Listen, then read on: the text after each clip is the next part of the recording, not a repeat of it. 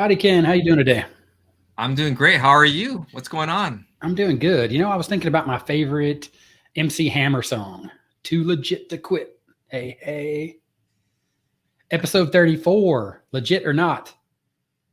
Affiliate market affiliate marketplaces to make money online. Which affiliate marketplaces do you use and do you think they're legit? Do I use as a customer or as someone who sells products? I guess that's what we got to kind of determine here.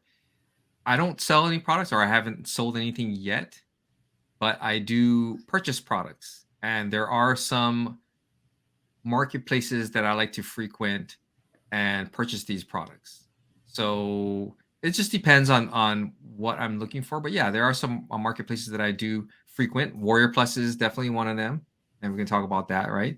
ClickBank is another place that I've been. JVZoo, even AppSumo. AppSumo is another marketplace that I've purchased products from. So I guess I've purchased from all over the place. How about you?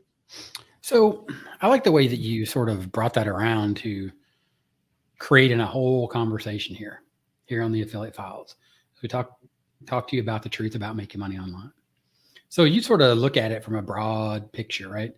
So if you're a customer, so if you go to a marketplace and you purchase from that marketplace, you may or may not even know that you're purchasing from that marketplace or care, right? Because typically in that sort of affiliate marketing sort of setup, you as the end user, you're purchasing it from somebody that's probably an affiliate or could be the vendor.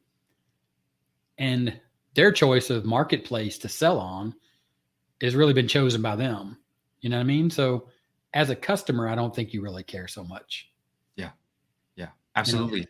I mean, because if you go to Amazon or if you click on a link on a blog that takes you to Amazon, you don't really think much about it, do you? No, no, it's all about the product. That's all you're thinking about. Yeah, but is Amazon legit as an affiliate marketplace to make money online? Oh, absolutely, absolutely. It's a legit place. There are people out there that are affiliates for Amazon, myself included, and it is definitely a legitimate place to make money online. Now, can you make a lot of money selling, being an affiliate for Amazon? It just depends. It depends because they keep changing their affiliate commission scale every so often. It's interesting because I live in Arkansas, and I think we talked about this on the podcast before. Yeah. I'm from Arkansas, and when I came online in 2017, that was the first affiliate marketplace that I heard of, Amazon. So first thing I went to sign up to be an Amazon associate, they wouldn't allow me because the state of Arkansas didn't have like a tax agreement or something, right? Which brings into a whole different conversation. But that sort of just shows the legitimacy of the marketplace because they could have very easily just been like, I don't care where you're from, right? Yeah. Like anybody could sign up and be an affiliate, right? We don't collect tax info. We don't, right? We don't care, you know? Yeah. I Yeah. mean, these are the kind of things that this conversation, in my opinion, is about.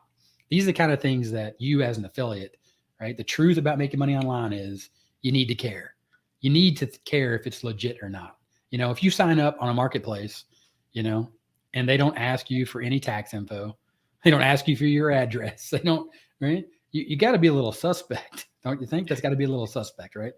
Yeah, absolutely. And that all falls upon your ethos. And we talk about that a lot here on the affiliate files. It's what you stand for. And you're putting your name and you're basically putting your information out there on these platforms. And if there's no real way to, I guess, legitimately track your sales, and you still got to pay taxes, folks, you still got to pay taxes, then it is suspect. You should be a little bit worried about that. Also, too, I mean, you got to take a look at the overall, just the types of products that are being sold in those marketplaces as well. And not every marketplace is clean. Let's put it that way. I mean, you see your share of products that are definitely, of lesser quality on places like Amazon.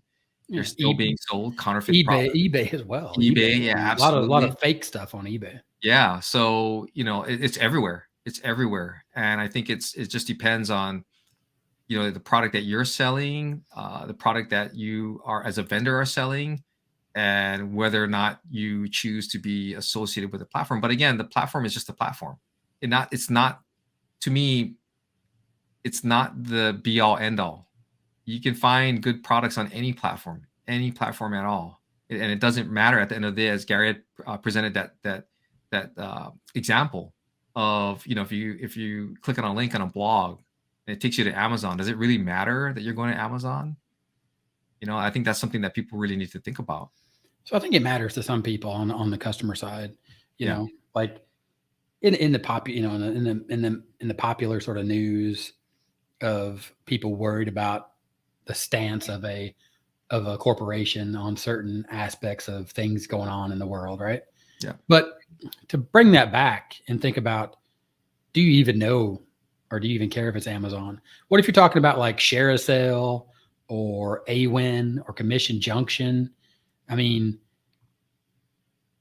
or it's not Commission Junction anymore. CJ Affiliate, Yeah. Shift for Shop, Share a Sale. I think I already said that one. Yep. Impact. These are some of the bigger ones that I know of. Impact, I think, is another one. Impact, Ratukin. Yep. Yeah. See, most of these products, or most of the products that you buy as an end user, you won't even be aware that the affiliate is even making any money off of that, because you're not redirected to that site or the marketplace to buy it. Yeah. It just goes to the product site, and then they check it out through PayPal or Stripe or whatever. Yeah. You know what I mean? And all that stuff is done on the back end inside of the marketplace and the technical mechanisms of cookies and aspects like that. So again, when we talk about it being legit, you as an affiliate, you're looking at the company itself, right? Like ShareSell, ClickBank. It was an interesting video on YouTube from John Crestani the other day.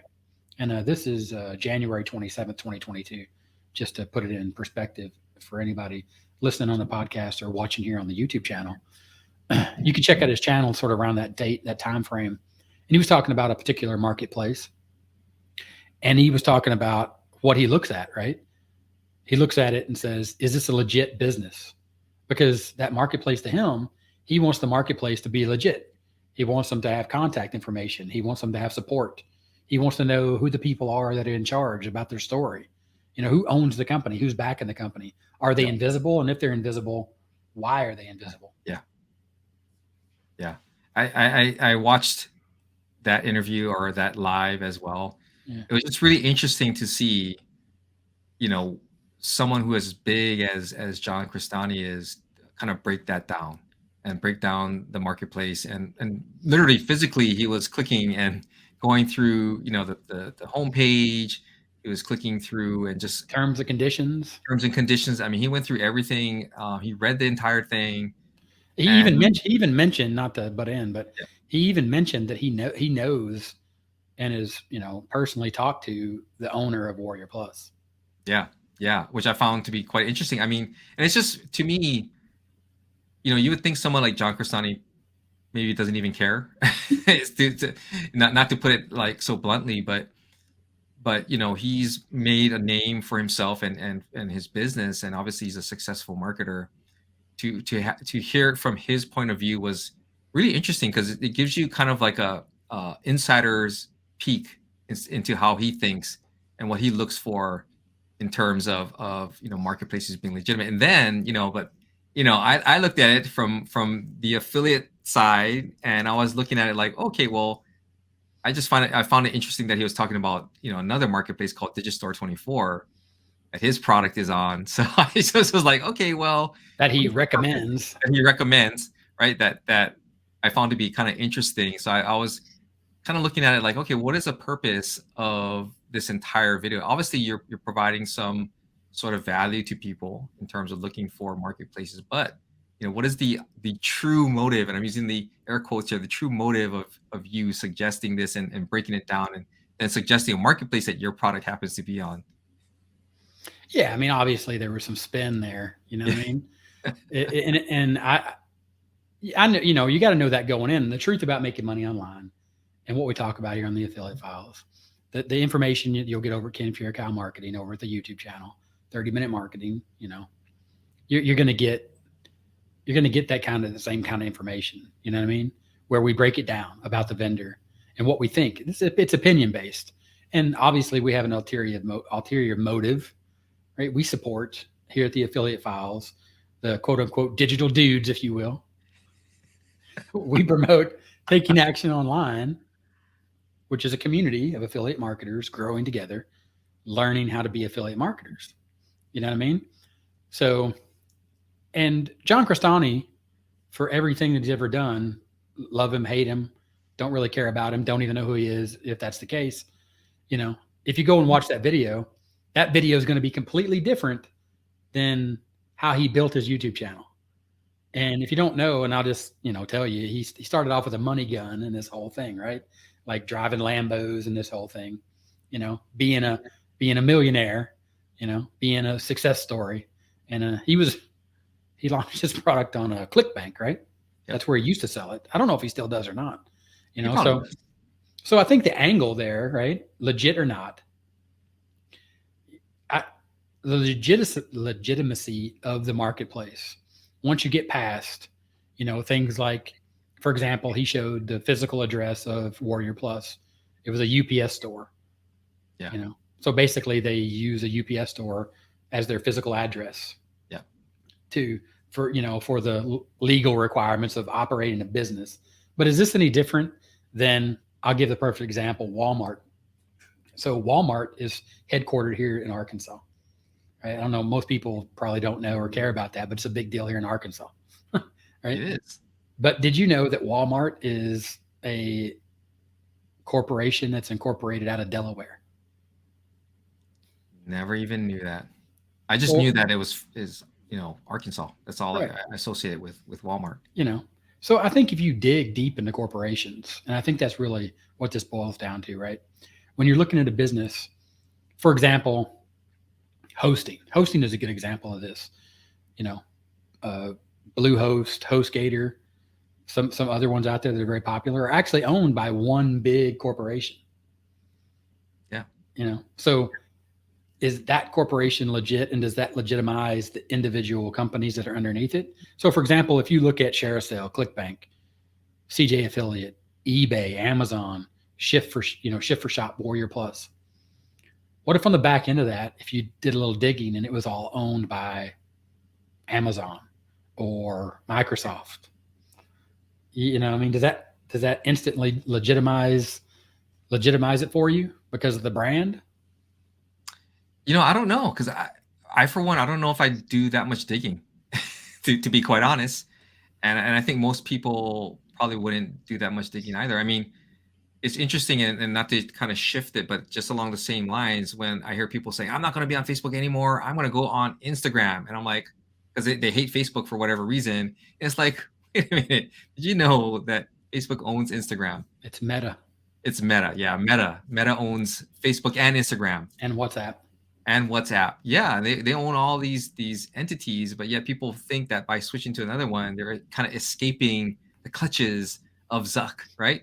But in reality, you're just switching to a different medium. And I just find it to be interesting. Same thing with PayPal and Venmo, right? PayPal owns a bunch of different types of these money apps, and people say, "I like Venmo better. I don't like PayPal." It's like, did you know that PayPal owns Venmo? I just find it to be interesting, and I don't know if people even care about that, but maybe certainly they care about the brand, because it's not the brand that they dislike. So I don't know how people would react if that were the case. If Amazon owned all of those platforms, I don't know what they would do. I think their mind would just go. Right, but you hit the nail on the head and the truth about making money online. Most people don't dig that deep. Yeah, because most people don't care.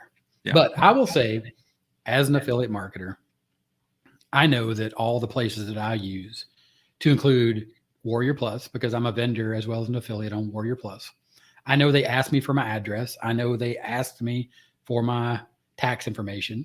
Yep. And they put it up there. Yep. I know that if I put money in my Warrior Plus wallet, that they hold that, and that I can transfer that money to PayPal. I could transfer it to my Stripe account, or I can have it direct deposited to my business account, my bank account, via Wise, TransferWise, now called Wise. Yep. So those are all legit services, in my opinion. Yep. Now, the legit aspect of the marketplace, and you hit on this a little bit about the products themselves. So as a digital product, especially, this is big on ClickBank, because ClickBank set it up so they were the merchant of record. You didn't have to set up your PayPal account, which you do now, by the way. But before, you didn't have to. They literally did the transaction for you. So they controlled the refund process, right? So if you buy something from ClickBank, still to this day, ClickBank has a refund policy and they handle the refunds. You as the vendor don't handle the refunds. But if you sell on Warrior Plus, or if you buy something at Warrior Plus, or you're the affiliate for a product on Warrior Plus, the refunds are handled by the vendor. Warrior Plus doesn't get involved unless you pay with their Warrior Plus wallet. And then they're acting on your behalf because they are the PayPal or the credit card company. They handle the transaction because you put the money in their wallet. Yeah. These are the kind of things that you really can't learn or understand until you get in there and start dealing with them. But again, if you go back and you do like what John Crestani did and you look at it and say, well, their storefront is a UPS parking lot in Nevada, where their headquarters is for Warrior Plus, and the person that owns it lives there, whatever. Yeah. You know what I mean? Does that make it not legit for you? I think these are the tough questions, right? Yeah. And I think it just depends on the person, right? It depends on your level of tolerance is not the right word, but it's just your level of what you're comfortable with in terms of, yeah, this is a legit place. And, if we talk about Warrior Plus, and as much grief as we give, we see on Warrior Plus, they are a legitimate platform in terms of the tools that they provide vendors. It's like they have, I don't know, it's like you go to the farmer's market every weekend to buy vegetables. It's a big parking lot that is reserved for those vendors to go in there. They all pay a fee to rent a stall, and they go there and they sell their products, their vegetables or whatever it is, and you interact with them directly in that transaction. Now, if you buy a bunch of bad apples, then does that reflect badly upon the owner of the parking lot? No, you're obviously going to put blame on the person that you bought the product from. So it's interesting, like how you can kind of peel this onion, and you have different areas that you can look at. And I think people really need to explore all those avenues, depending on what you want to explore. But Warrior Plus, again, as much grief as I give give them, and as much as you do, they still are a platform. They're that platform that allows people to sell their products, and because you're a vendor, you've spoken to the tools that they have, and that they're really, really good tools. They are. And I like the way you're in your analogy, you went from apples to peeling the layers on the onion. And that's true. So I think when you buy that, you look at it, right? And you have the onion sitting there, the layers don't become important to it, right? So if you buy onion soup, you don't care, right? You don't peel back the layers and look at it. Yep. If you become an affiliate, you got to peel back a layer or two. You know what I mean? And you got to inspect this onion to make sure it's a sweet vidalia. You know what I mean? You got to know what you're getting into. Yep. If you're a vendor, you got to chop this sucker up and, know everything about it. Go out to the field where they grow it. Yep. You know what I mean? And understand like what the types of soil that this thing is growing in. Right? Yep. Because you can't grow a sweet onion in this type of soil, right? These are kind of things as a vendor, you're looking at that marketplace, that affiliate marketplace, that affiliate network, the system that runs the whole shebang for your business, right? Because you have to understand that an affiliate network, an affiliate marketplace, like the ones we're talking about, ClickBank, ShareSale, CJ Affiliate, AWin, these are businesses that are only in business to establish that vendor affiliate relationship. That's their business, is to make that connection, is to run the affiliate program. Because guess what? You can go out and you can install WordPress and you can install a plugin that'll run an affiliate program. And you can run your own affiliate network, your own private affiliate network, and have people sign up to your affiliate network on your website, and you control everything, just like ClickBank, just like Warrior Plus, just like Amazon does, right? It's your marketplace. It's your store. You control affiliates. You control how they get paid, when they get paid. You control everything. Yeah, I think I guess, people just have to decide like how they want to go about conducting their business. But again, if we're talking about legit marketplaces, places to do business, I mean, there's so many out there, and it just, to me, it's up to you to do your due diligence to see whether or not it's a marketplace that you want to be affiliated with. But like Gary had mentioned, there are some marketplaces that you will never even know are being involved in that transaction, and that they serve as just a way to connect the product creator with, I guess they call them publishers. Yeah, they do. They call them publishers. Right? Publishers. And then that's the marketplace that they connect with. But then there's other marketplaces where, they just provide you with the fruit stand, or the parking lot for you to set up your fruit stand, your fruit and vegetable stand to sell your products. So it's just kind of different ways to think about what marketplaces really are. It is. I mean, you can go into marketplaces or services that do that, and they don't get involved in the building of the relationship, but they handle all the technical aspects of the vendor and the affiliate. Yeah. Hey, Kickstart, Yeah. Samcart, Thrivecart, Google Pay, Groove Pay, Groove Sell, Groove Affiliate. These are all sort of semi-private affiliate vendor marketplaces where you can set up products for sale and recruit affiliates, but they're not on that same kind of scale like a Warrior Plus, ClickBank, eBay Partner Network, or eBay. Yeah. So I think this is the part where you're asking yourself, legit or not. How big is the name? Does the name matter to me? How much of it is in front of the person? So for example, if you sell a product on ClickBank, as a vendor, when you create the sales page, you have to put the ClickBank banner on the sales page. Not that anybody sees that and knows what it is, but it is there. Yeah. Yeah. Yeah. And then when you click the button, it takes you to a ClickBank checkout page. You know what I mean? And you process the payment through ClickBank. Yeah. Just like if you're an Amazon affiliate, everything is literally sold on Amazon. So it takes you to that Amazon app or that Amazon storefront, Whereas a lot of them, like I said, it's just your sales page, and there's no mention whatsoever of the affiliate partner program, because I mean, you could even be on an affiliate site and not know it, and there could be no technical thing going on. It's being tracked in some other manner. Yeah. And the person is an affiliate, and they get, because of a certain code or phrase that you use when you make the purchase, they're getting manual payouts. You know what I mean? So I think there's a lot, and I like that, a lot of layers to this onion to unpeel it, to think about if it's legitimate or not, as far as the affiliate marketplace you choose to do business on. And a lot of that too is the product that you're selling. Yeah. Is it a digital product? Is it a physical product? It's going to change which marketplace you can use. For example, ClickBank does physical and digital products. Yeah. Warrior Plus, best of my knowledge, they only do digital products. Yeah. Digital. Digistore 24. I would think that they only do digital products. I don't know. The Digistore, right? Yeah. Yeah. I'm not sure. I think they probably could do physical. They seem very much in tune with what ClickBank does. But yeah, I think you really have to decide, and I guess what you are selling and what you're promoting, that would determine what kind of marketplace you go with. Like I used to do Amazon. I used to sell physical products. I was on Amazon, and they provided me with that platform. Obviously, when you're on that platform and utilizing that platform, you're at the whim of Amazon, which I found out the hard way. But like Gary said, there's other ways for you to install plugins and do other things where you actually are the place for affiliate marketing, that you handle all the affiliates and do all that stuff. So it just depends on how you want to run your business.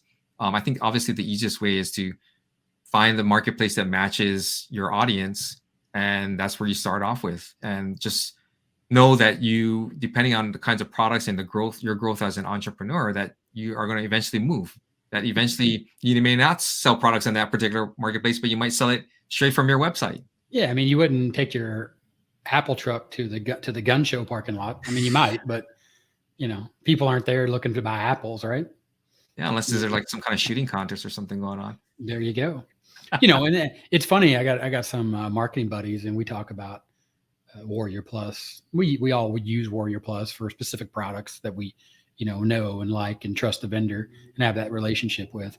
But we're realistic. We call it the We call it the flea market of internet marketing. You know, I mean, you got to be realistic about this. When you're talking about legit or not, be straight with yourself. You know what I mean? Know where you're at and what you're selling. You know what I mean? So, for example, to go back to that John Crestani video, and he was talking about Warrior Plus in that video that I'm talking about, and he just said it for what it is. Like, he showed his Warrior Plus account, and he was like, you know, I'm not promoting any products here. And then he showed the first product, and it was like a $9 product, $100 commission. I mean, that's something that John Crestani is not interested in because it's not worth his time. Yeah. Why is he going to bother selling a $9 product when he's over here selling a $1,000 product? You know, so you have to look at where you are and what your space is, who your audience is. If you're selling on Warrior Plus, you're selling to a flea market crowd. Yeah. You're selling to a, you know, $10, $15, $20 crowd. Yeah. Yeah. There's going to be upsells. And by the time they get through the funnel, if it's done correctly or incorrectly, they might spend $600 or $700. Yeah. But that's typically not where they are. They've overspent, right? Yeah. They've gone way outside of their comfort zone or their budget. Yeah. And usually that shows because they disappear. You know what I mean? And it doesn't really matter at that point, the product. You know what I mean? It's just they got sucked up into something that they weren't ready for, you know? Yeah. But I mean, that can happen at the flea market too. I mean, you can go to the flea market, you know, next thing you know, you could spend a couple $1,000s if you don't watch out, right? Yeah, absolutely. I mean, there's like wherever you go, any marketplace you go, there are going to be little trappings here or there, and you just have to be aware of them, like in any place. So, you know, you always have to go in with a clear mind. Clear heart, clear eyes, full hearts can't lose. That was a quote that I messed up from Friday Night Lights. So the truth about it is you have to determine for yourself, is this affiliate marketplace that I'm doing business on legit or not? Is it for me? Is it for my audience? That's really my stance. That's what I think. I don't think there's anything wrong with doing business on Warrior Plus, JVZoo, ClickBank, ShareSell, Amazon, eBay. Yeah. You're always going to have people that are going to be upset because they got ripped off somewhere, somehow. You know, it doesn't matter. Like you said earlier, at the flea market or at the fruit stand, you know, Walmart, go to pick your grocery store that people get upset and they don't buy groceries there anymore. Yeah. An affiliate marketplace is not any different than any other place where money exchanges hands in exchange for services or goods, you know? So at the end of the day, is it legit? Is it not? You got to make that call, you know? That's up to you. Yeah. And that's the truth about making money online at the end of the day. It's up to you. Yeah, it is totally up to you. You make that your choice. Your business, your choice is what we like to say. Yeah. So just make sure you choose wisely. Yeah. Choose wisely, because remember, it's your audience. You're out there trying to build those brand believers. And with that, I'd say that's it from the Digital Dudes today. Digital Dudes. I'm Gary. He's Ken. And we'll talk to you later. Bye. Bye.